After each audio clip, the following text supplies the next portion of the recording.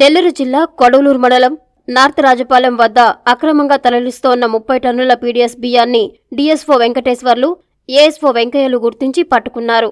వివరాల్లోకెళ్తే పల్నాడు జిల్లా సత్తెనపల్లి నుండి నెల్లూరు జిల్లా కృష్ణపట్నం పోర్టుకు లారీలో 600 బస్తాలతో 30 మెట్రిక్ టన్నుల పీడీఎస్ బియ్యాన్ని తరలిస్తున్నారు. సమాచారం అందుకున్న అధికారులు వాటిని నార్త్ రాజపాలెంలోని ఓ హోటల్ వద్ద నిలిపి ఉండగా గుర్తించి పట్టుకున్నారు. అనంతరం వాటిని సీజ్ చేసి కోవూరులోని మండల లెవెల్ స్టాక్ పాయింట్కి తరలించి సిఎస్డిటికి అప్పగించారు.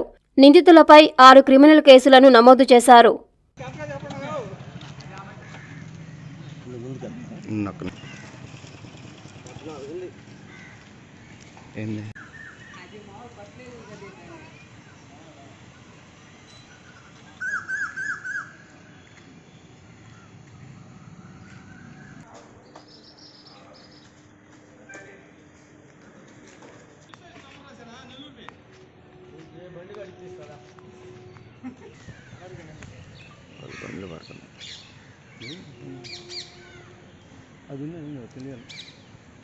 రాష్ట్ర